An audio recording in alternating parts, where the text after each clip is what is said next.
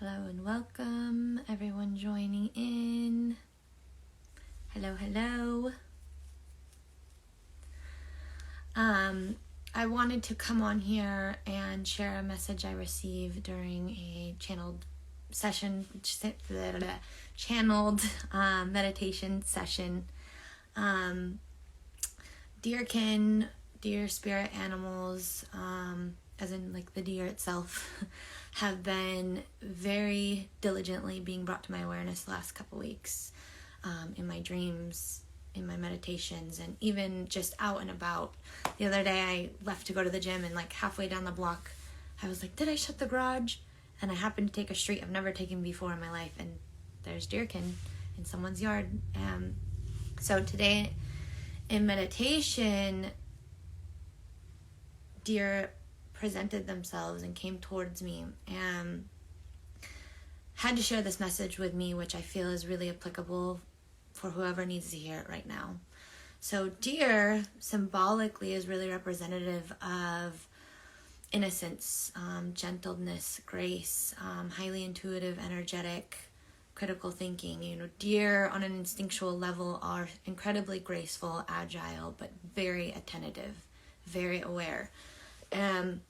So when I was sitting with deer in my meditation, I kept being shown the circle of life, the ring of life. And this message that kept clearly coming through was that we are always going to witness the residual of our choices and our actions, but everything always comes full circle. And when things come full circle, it is an opportunity to redirect or try again, right?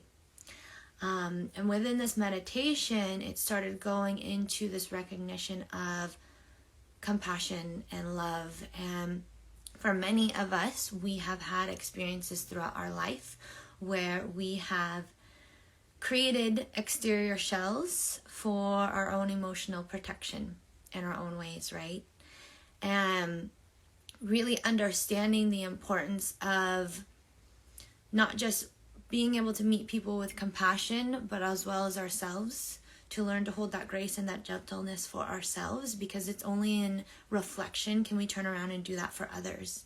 And the importance of really working into this and really taking the time to address this within ourselves, it is important because just as full circle energetically with the world and everything around us, if we are not able to express fully from our place of heart, we cannot create space to receive that heart space in return and keep that fluidity, keep that circle.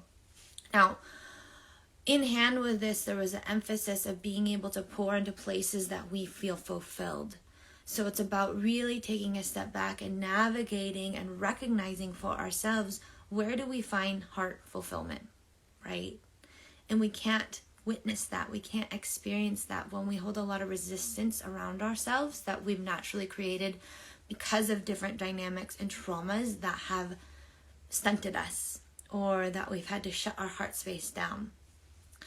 I had a channeled message many years ago, and it was understanding the sense that, or it was a message of not letting the cold world make your heart cold, if that makes sense.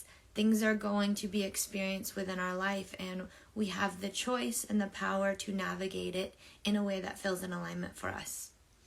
So although we may have, and many of us have had situations in our life where we have probably had to protect our hearts in certain ways, it's not just about keeping that space protected with a wall up. It's about saying, my heart is really important to me. Let me take initiative and responsibility to make sure I'm pouring it in places that is received and reciprocated. So whoever needed to hear that, I hope it resonated. Then it went on to go and speak about recognizing how Mother Earth works. She pours her heart into everything. She does not hold back for anything, except for situations where things are disrespected, like deforestation. Our oceans, where so much of us have fed into this disrespect of our natural environment. And as we see, things start to be taken back. Things start to go extinct. And it's not to say it's right. It just is the natural process, and she's not able to fully fill into those places where it's not reciprocated. So in applying to ourselves, especially those of us who are called in this lifetime to teach and hold space for other people, it's really important that we're moving in a way that we feel totally fulfilled, because it's through that action that we can start letting go of that resistance and allow that continued fluid motion of heart space, of heart energy to flow through us and to wherever it needs to go. So I hope that resonated. It was a very multifaceted meditation, because it started out here and then I was like, okay, we're going over here now, and now we're talking about this and we're coming back to this, and then we're ending with this. So I hope everyone was able to follow along with what the purpose and the intention behind that message was. You know, I am a strong believer in boundaries, and boundaries are essential, not just for other people, but for ourselves. And it's within those boundaries that we need to recognize how we can step forward fully in heart space, where the energy can continue to be reciprocated and released. Some people are not aware of the fact that our chakras are double-sided. So our front side is really where we project the association within that chakra, and the back side is where we receive the association within that chakra. So we, in order to be able to give love or to receive love, we have to be able to give love, and vice versa. So if we struggle with that, whether it's a power trip or whether it's a trauma or a hindrance that we've experienced in this lifetime, to be able to give fully, it's going to be really challenging for us to accept that love in response and reciprocation. So thank you everyone for joining in and listening. If there's anything you want to share, if you resonated with it, leave it in the comments below. Like, save, share, and thank you for listening.